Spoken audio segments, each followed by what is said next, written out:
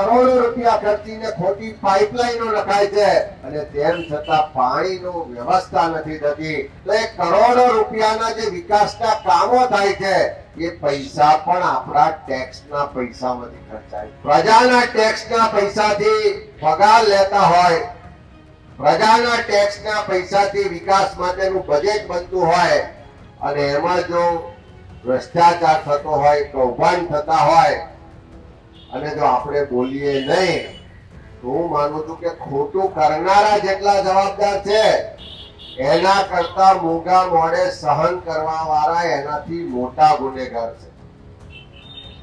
આટલા બધા પ્રશ્નો છે, આટલો બધો ભ્રષ્ટાચાર ને ગેરવહીવટ થાય છે અને તેમ છતાં જો આપણે બોલીએ નહીં, રસ્તા પર ઉતરીને લડાઈ ના લડીએ તો આ સરકારનું પેટનું પાણી હાલે નહીં.